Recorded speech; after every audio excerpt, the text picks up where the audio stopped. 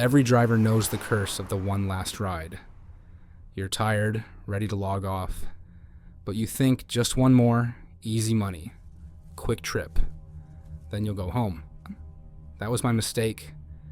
It was close to 3 a.m. when the ping came through. Pick up on the outskirts of town, near an industrial strip where half the warehouses were abandoned. Not a good area, but the fare was decent. I told myself I'd end the night there. When I pulled up, the street was deserted. No cars, no people. Just one figure standing under a flickering streetlight. A woman. She was tall, thin, dressed in a long black coat despite the summer heat. Her face was shadowed beneath a wide-brimmed hat. She didn't wave me down, didn't check her phone, just slid into the back seat like she'd been waiting. Her destination popped up. A residential address across town, 25 minutes away. The whole drive, she sat in silence. I tried a little small talk. Nothing. Not even a nod. She just stared out the window, hands folded in her lap. I told myself she was drunk, or tired, or just antisocial. But there was something about the way the rearview mirror kept catching her reflection that made my skin crawl. She never blinked. Halfway through the ride, I glanced back, and that's when I noticed something that stopped me cold. She wasn't showing up in the mirror anymore. Her seat was empty. I whipped my head around, and she was still there, sitting perfectly still, face turned toward the glass, lips curved into the faintest smile. I drove the rest of the way in silence, gripping the wheel so hard my knuckles ached. When we finally reached the destination, I pulled over fast. But when I turned to tell her we'd arrived, the back seat was empty. No door opened, no sound, no trace she'd ever been there. I checked the app. The ride was marked completed. My earnings were updated like normal, but the passenger name field was blank. To this day, I've never driven one last ride again. If you ever find yourself alone in a car late at night, remember, some rides don't end at the destination. Some passengers never really leave. So before your next trip takes a turn, you can't undo. Like, comment and share this to warn others. And hit subscribe before the clock strikes midnight, because you never know who's lurking in the back seat, watching, waiting.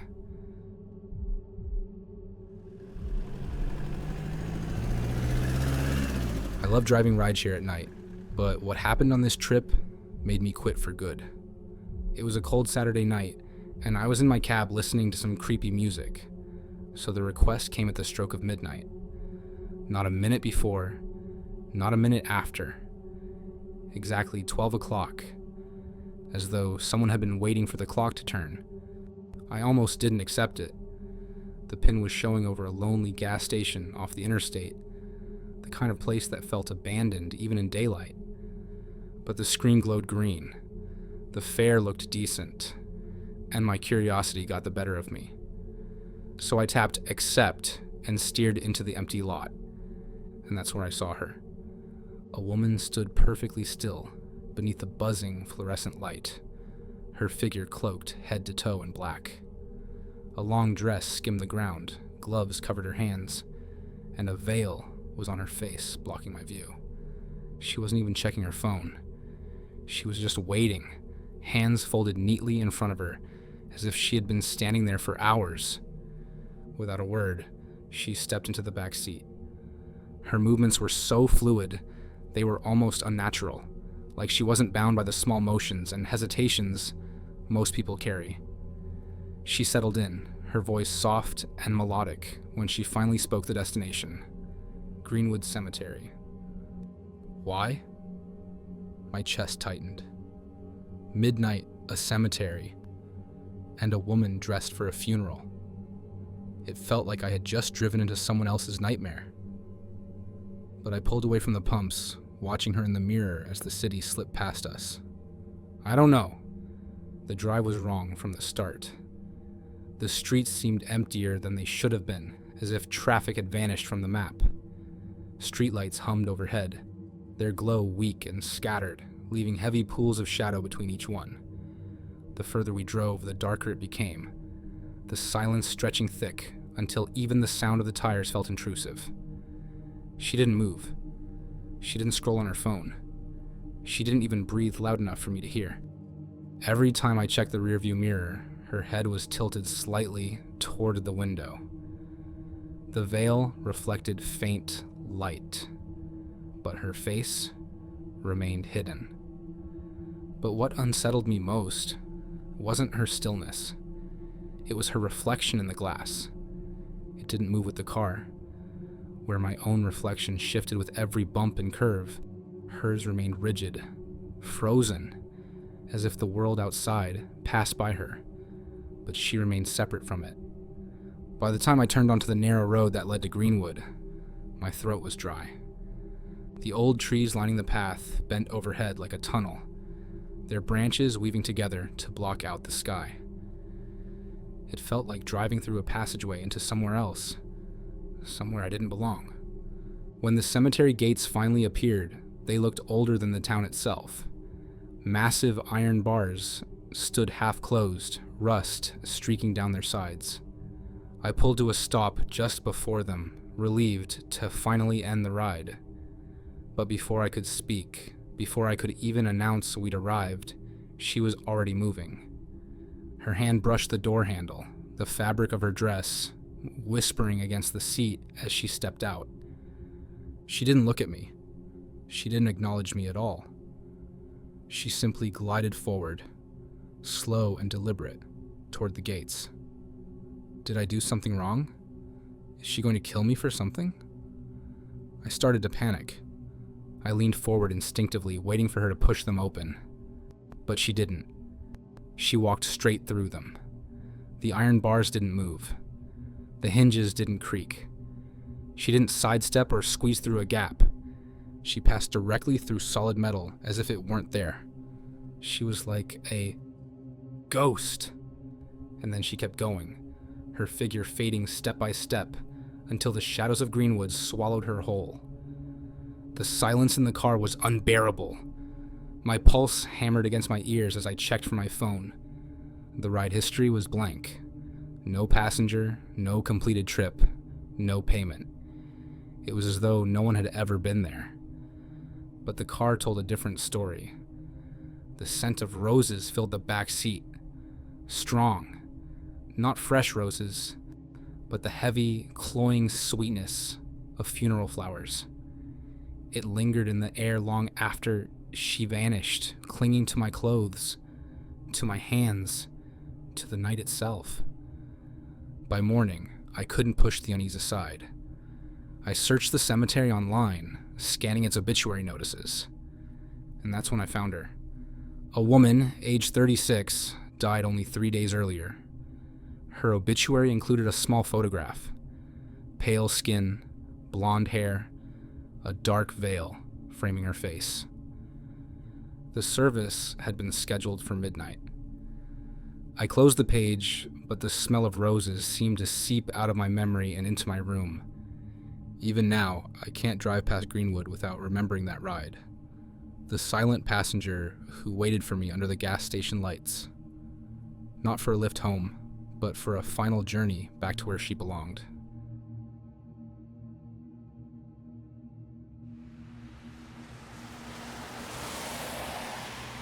It started out normal. Late evening. Nothing unusual. The request came from a house in a quiet suburban neighborhood.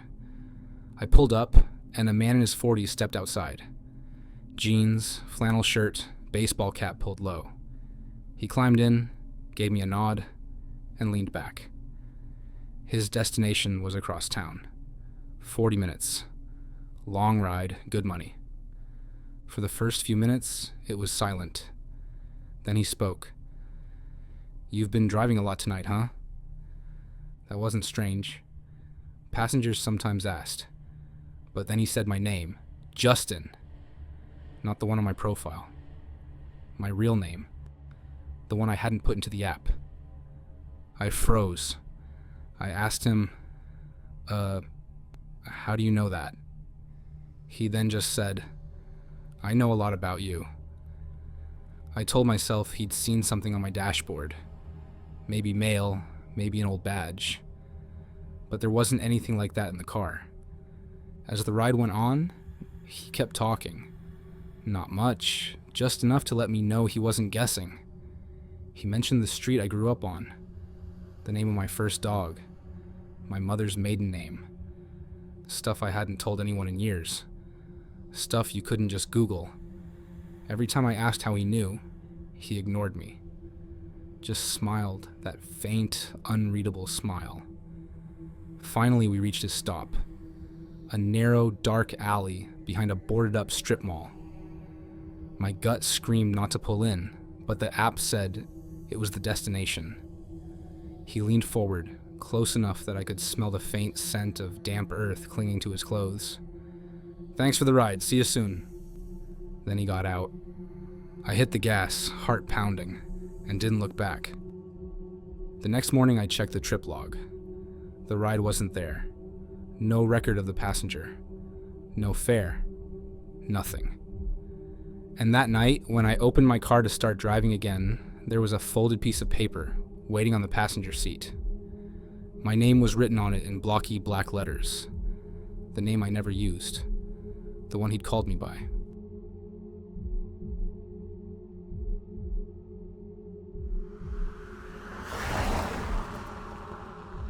They say every late night, Uber driver has a ghost story. Some tell you about the drunk who passed out and left them cleaning vomit out of the seats. Others talk about the guy who tried to pay in pills instead of cash. But me? My story isn't about drunks, or weirdos, or awkward rides. My story is about a passenger who may not have even been real. It started on a Friday night around 2 a.m. That's the hour where the city feels hollowed out, emptied of everything but neon and shadow. The bars were closing, the clubs were spilling their leftovers into the streets, and the air itself carried the sour, sharp tang of tequila and cigarettes. Most rides that night had blurred together into a single reel of slurred voices and spilled drinks. So, when a quiet passenger got into my car, I was grateful. He was young, maybe early 20s, dressed in a black hoodie with the hood pulled low. He slid into the back seat without a word. No alcohol on his breath, no forced small talk, no fumbling with his phone like 90% of riders. Just silence. His head tilted slightly down, earbuds in, though I never heard music playing. He gave me an address across town, a part of the city that wasn't bad, but wasn't good either. Old houses, patchy streetlights, too many corners that stayed dark. He never spoke after that. Just sat there. I remember glancing in the mirror once or twice, catching a glimpse of his jawline, pale skin, the faint shadow of stubble. He never looked back at me. 20 minutes later, I pulled up to his destination. It was a small, weather-beaten house on a corner lot, porch light flickering like it couldn't decide whether it wanted to live or die. He got out the same way he came in. Silent, almost weightless, slipping into the night without so much as a thanks. I waited a moment just to log the ride when I heard it. A faint buzz. I glanced at the passenger seat, the cup holders, then the back. A phone was lying on the seat where he'd been. Black case. Cracked screen.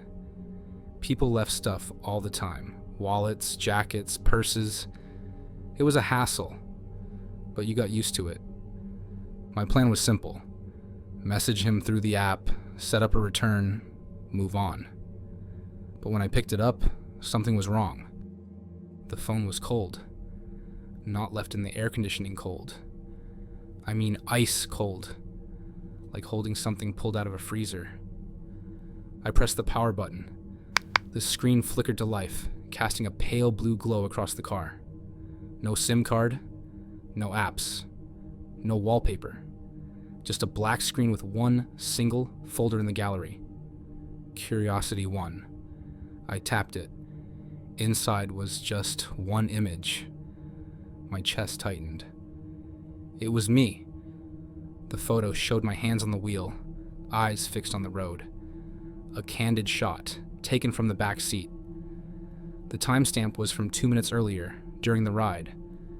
I froze. I swear he'd never pulled out a phone. Not once. My pulse picked up as I stared at it. I dropped the phone onto the seat like it had burned me. The screen dimmed, then buzzed again. When I looked back, there were more pictures. A dozen. Then dozens more, flashing one after the other as if someone or something was taking them live. They showed me in the same position, but shifting slightly, blinking, turning the wheel, glancing at the mirror. They weren't old photos. They are happening now. My mouth went dry. I scrolled to the latest one. It showed me, frozen stiff, staring into the rearview mirror. Except in the photo, someone was sitting behind me. I snapped my head around, heart hammering so hard it hurt. The back seat was empty. Utterly empty. When I looked down again, the phone screen was black. The folder was gone. No photos, no files, nothing. Just the lock screen. And when I looked at the seat where the phone had been lying only seconds before, it was empty too. No phone, no rider, nothing at all. I sat there for a long time, engine idling, staring at the rearview mirror like it was about to betray me again. And in that moment, I realized something I'd never admit to a passenger. Driving strangers isn't the scariest part of rideshare. It's driving the ones who were never there to begin with.